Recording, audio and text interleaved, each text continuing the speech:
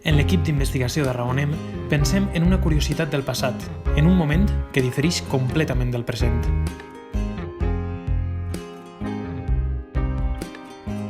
I hem d'investigar al respecte.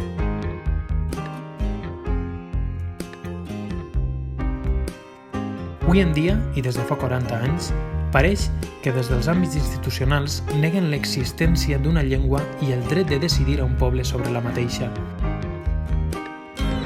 Però aquest posicionament pareix diferir en la història, concretament en una cita que enguany complís 100 anys. És el centenari de la Càtedra de la Llengua Valenciana en la Universitat de València, en 1918, de la qual Lluís Fullana i Mira va fer l'honor d'assumir tal càrrec. I per què ell? Per què una càtedra independent a la catalana? És així, en Ontinyent, on iniciem la nostra investigació. Lluís Fullana i Mira va ser la primera persona que va iniciar un enorme estudi científic lingüístic sobre el valencià durant la Renaixença valenciana, abans de la dictadura, el qual va fer germinar les normes de 1914. El seu estudi es va estendre per tota la geografia valenciana, a cada comarca, a cada poble de l'autonomia. No va ser casualitat que Lluís Fullana fora l'encarregat d'esta gran tasca, ja que ell era la persona més capacitada i preparada en matèria lingüística. Dominava l'anglès, el francès, l'alemany, el llatí, el grec, l'hebreu, l'italià, el castellà i, per supost, el valencià. Després de consultar molta documentació, el nostre equip ha contactat amb el biògraf del pare Fullana, Benjamí Agulló, per aprofunditzar més en aquesta investigació, i hem quedat en ell per a raonar sobre què va passar en aquella època, per què pareix existir una fractura tan gran entre el passat i el present.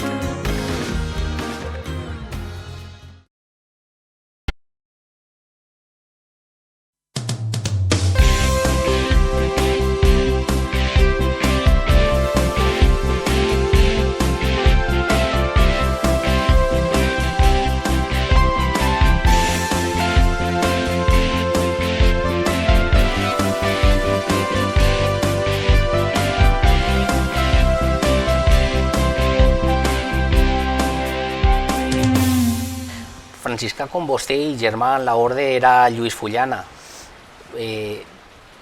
Vostè és el seu biògraf, no sé si oficial o no, però és el biògraf i una persona de les que més ha pogut investigar i seguir el que ha sigut la vida i obra de Lluís Fullana.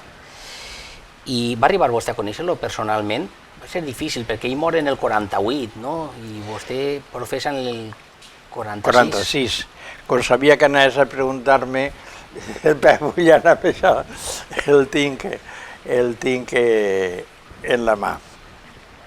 Efectivament, no el vaig veure personalment, com tu has dit l'any 46, jo he dit que vaig professar i vaig anar a Ontinyent i ell solia anar, tenia amics en Ontinyent, en aquell moment estava en una situació especial que jo m'explico en el llibre en l'ordre perquè era ja acadèmic de la Real Acadèmia Espanyola i en dues ocasions ens diuen un sacerdot, un capellanet, així no molt alt, no sé si seria més alt que jo, i a més era, diguem, de cara lletja. Pues, aquest és el pare Fullana, jo recordo això que dic, el pare Fullana. Parlant vostè del pare Fullana, sempre destaca que és un gran amant de l'estudi de les llengües, que domina el llatí, el grec, el francès, l'anglès, l'italià, que inclús podia conèixer alguns dialectes rifenys de Marroc. Tant li agradava l'estudi de les llengües al pare Fullana? Pues sí, segons conten els seus temps, conten que ja d'estudiant, el que diu de filosofia i teologia, nosaltres diem coristes, per això que tenen d'acudir al cor a resar, els clérigos, que diem entonces, que no diem coristes. I conten que era tal afició que tenia entonces ell a estudiar el francès que tenia una gramàtica com la replegaria, perquè entonces la disciplina dels convents i més en les cases de formació dels estudiants era molt estricta, no? Com a replegaria eixa gramàtica francesa que diu que se l'amagava debaix de la marfegueta del llit. La marfegueta és el matalap, no? Matalà. entonces, que solien ser de pallocs o de palla, els matraps. I de borra. I de borra. Borra, això ha sigut ja molt amassat. Jo he dormit encara en matalap de pallocs. Conten això ja de jovenet, i per això que pues, quan va cantar missa ell va estar en el col·legi on tenia molts anys de professor de francès, i després ja de major va ser confessor de la reina Doña Maria i el va enviar a ell com a acompanyant del príncipe de Savoia a França, com a traductor, el qual vol dir que parlava molt bé Dominava el francès perfectament. I hi ha un testimoni al col·legi on hi ha una peça de pedra d'àgata, que a més és verda, quasi tan gran, del regal que li va fer el príncipe a Fabullana per aquest acompanyament en el seu viatge a França. El llatí, lògic, de la nostra carrera.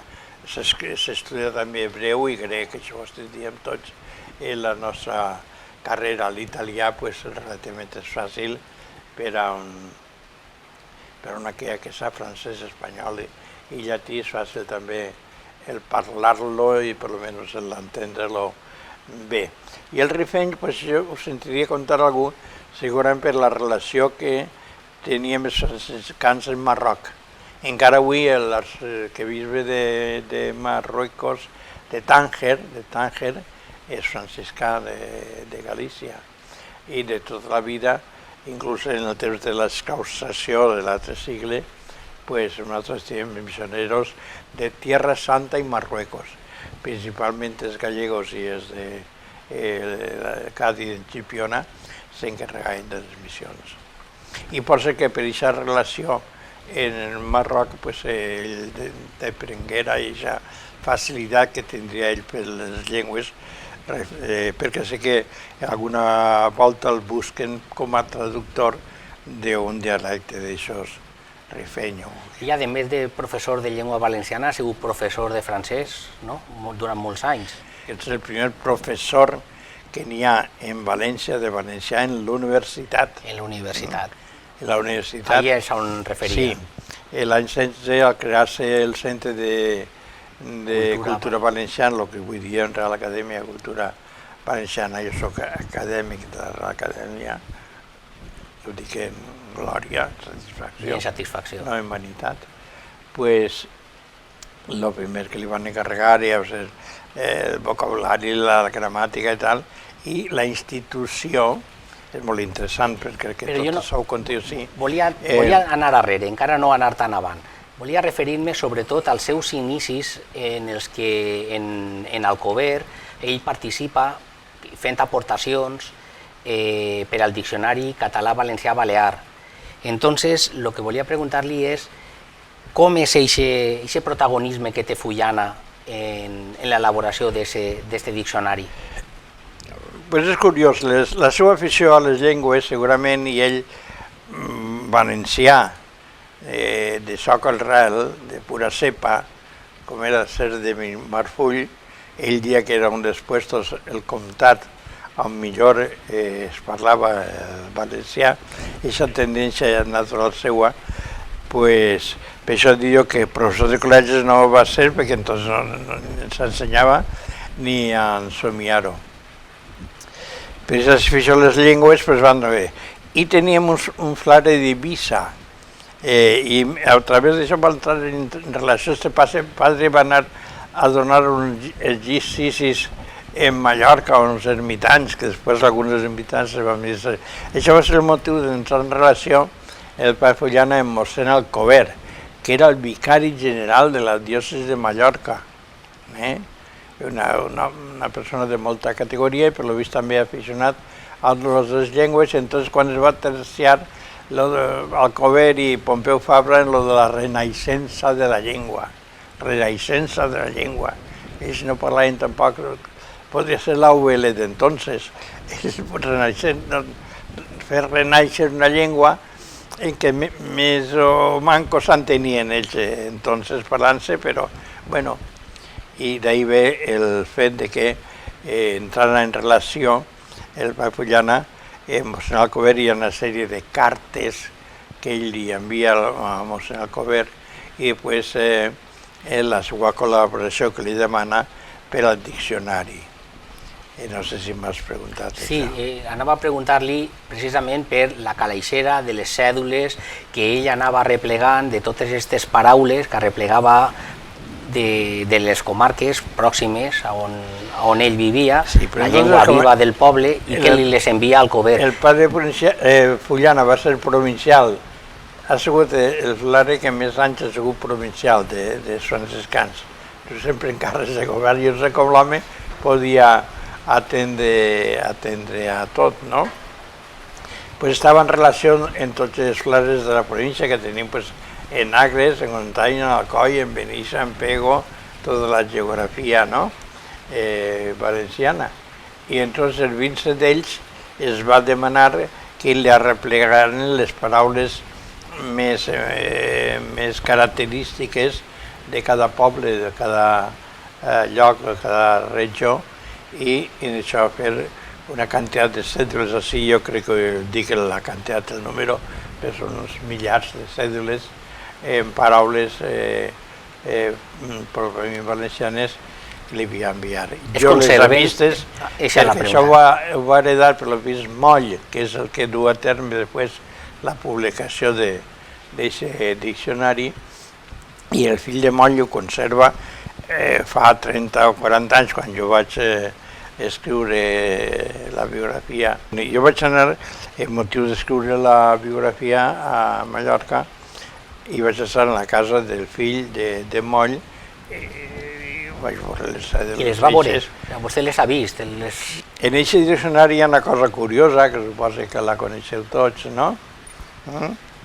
Que quan es va editar el diccionari complet, que no sé quants volums són, per què varen dir que a canvi de que els tornaren el primer li donaven la col·lecció completa? Així està, però no sé, en Sant Llorenç tenia el diccionari antic, estan, no sé, eren 2 o 3 volums, 3 volums primers que estan preparats per Alcover, i Fullana i tal, i es nota en seguit la diferència de tendència en un i en l'altre, com el redactant i com li donen importància a les paraules i la diferenciació, no sé, de les llengües, idiomes, entonces, balear, català i tal, no?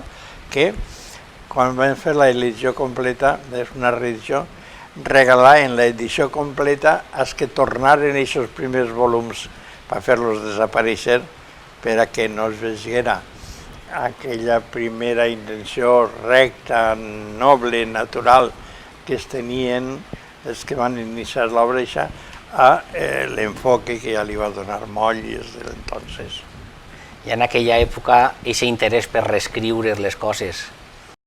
El diccionari català-valencià-balear, concebut i iniciat pel mallorquí Antoni Maria Alcover, veuria publicat el seu primer quadern en 1926.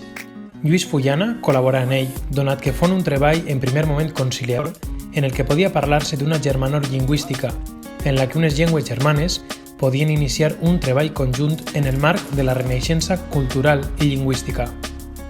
El sentir del moment i el punt de vista que es tenia era que se concebien 3 llengües diferents en igualtat de condicions, per lo que podia plantejar-se el fet de treballar per una llengua que podria arribar a ser comuna.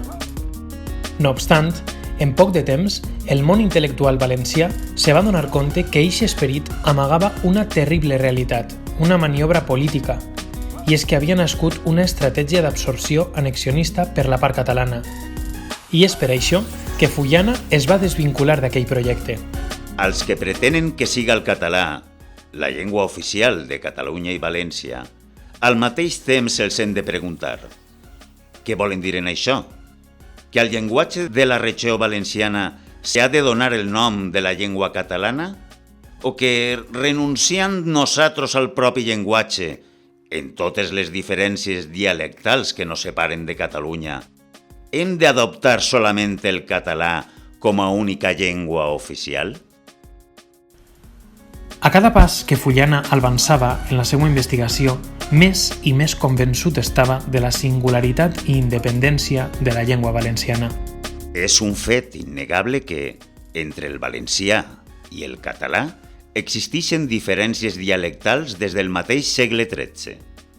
El senyor Mateu i Sanz, parlant d'un document firmat en Alacant, l'any 1270, confessa que ja en este temps hi havia diferència entre el valencià i el català.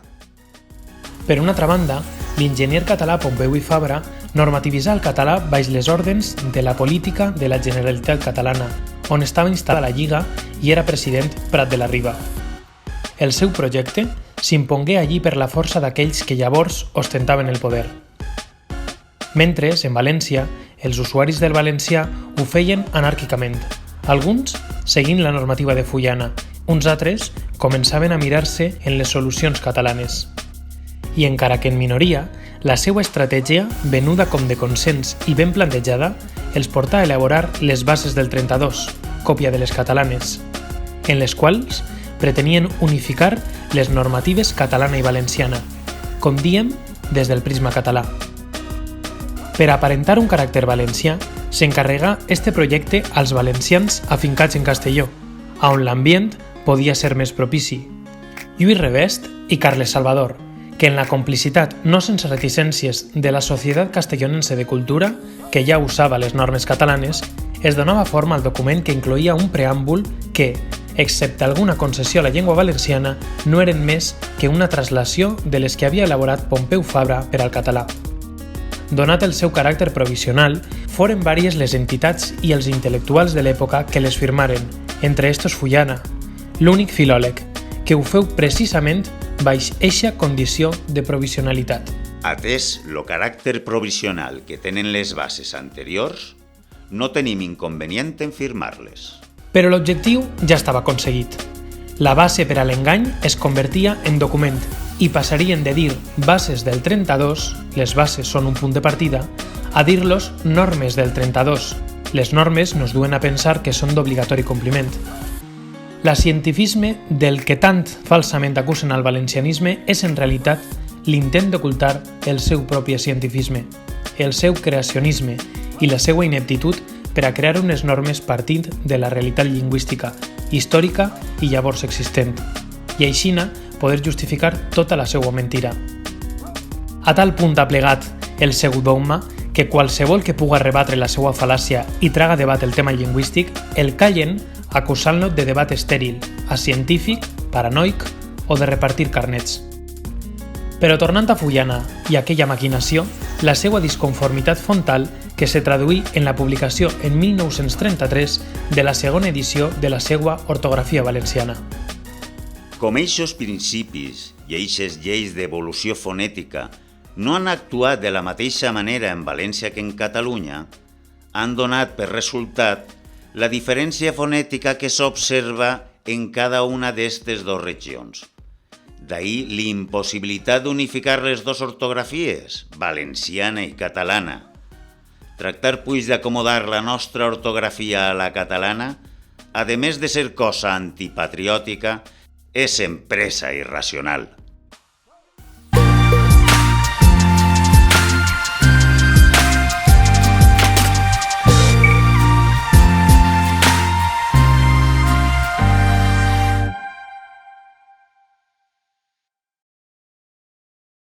I sobretot uns artículs que vaig trobar jo després d'escriure la primera biografia aquella del concurs d'Alacant, pues uns artículs del Pare Fullana en què discuteix moltes coses i senta els seus criteris en un llibret que va publicar a mi l'Orrat Pinat, que es titulava Criteris filològics del Pare Fullana en l'any 1918 i 1919.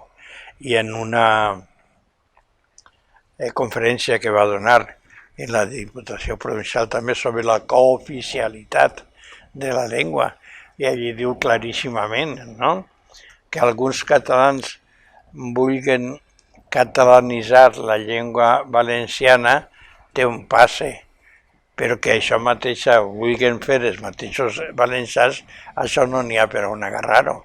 Que per Fullana és uns criteris prou sereno, tranquil i segur, perquè diuen que ell no va anar a l'escola, que era autodidacta, diuen d'ell, que era autodidacta.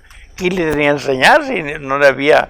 Va ser el primer professor de la Universitat de València, qui li tenia que ensenyar.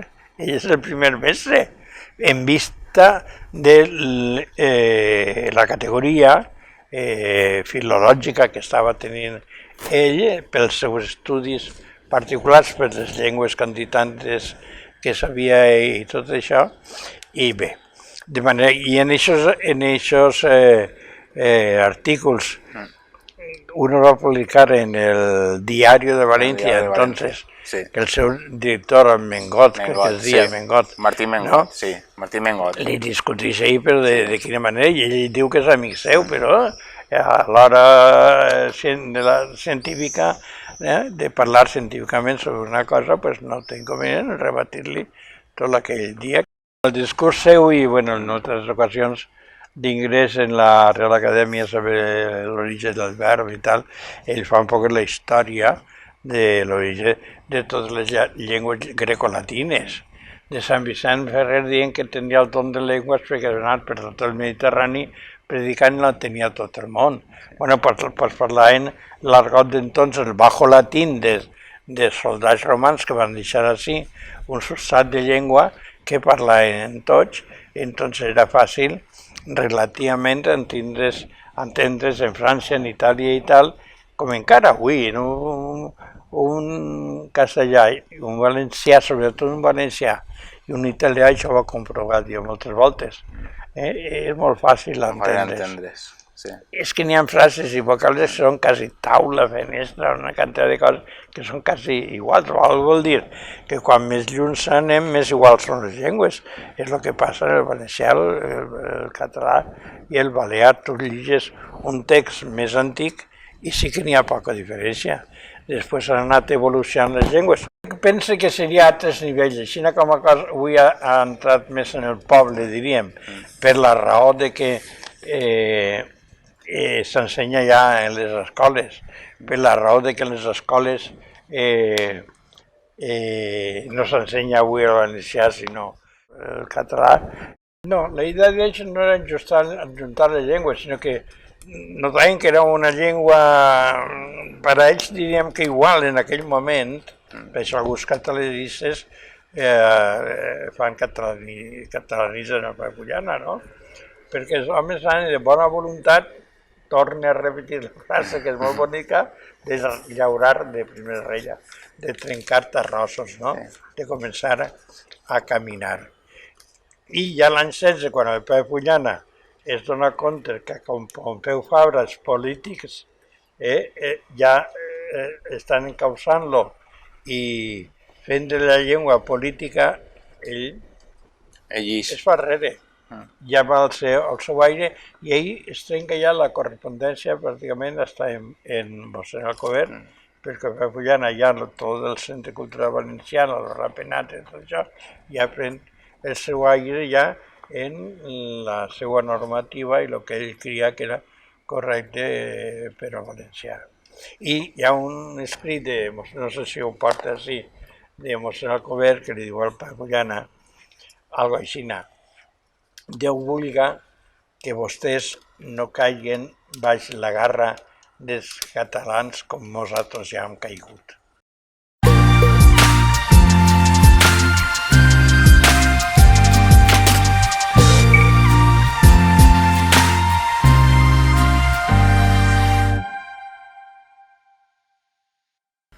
La nostra, la valenciana, no ha de ser només una actitud de negació sobre què és i què no és la nostra llengua, sinó que ha de ser una actitud de futur en la que la nostra llengua i cultura no siguen una mera qüestió nostàlgica i caduca, sinó un orgull d'utilització, una herència comuna que puguem regalar als valencians d'adopció i als nostres fills, i que estos la perpetuen en la mateixa mida que nosaltres. Perquè est autòdi que sofrim, en el que o sometem el valencià al català o en el que reneguem del valencià pel castellà, és només un símptoma d'un mal major i ocult que tenim, per culpa del qual anem cedint la nostra riquea i anem renunciant a poc i cada volta més al nostre patrimoni. I és moment de revertir est autòdi i dir prou i deixar de renunciar a la nostra herència, la nostra identitat i la nostra dignitat. Desperta ja València i resolta a trencar les caenes que la retenen subjecta en la més negra esclavitud, llança dos miraes. En l'una contempla el passat, en l'altra medita el pervindre. En la primera recorda les seues grandees, degudes als furs, privilegis, costums i llibertats de què gojava. En la segona comprèn que encara pot reconstruir-se, que encara pot refer-se. No li falten energies. Té prou vitalitat. Més per aconseguir-ho, ha hagut de fer una gran crida de tots els valencians de bona voluntat per a que li ajuden a rompre les caenes que encara la subjecta el sistema centralista, a fi de poder moure's per ella mateixa i obtindre la llibertat d'acció o el que és igual, la seva autonomia.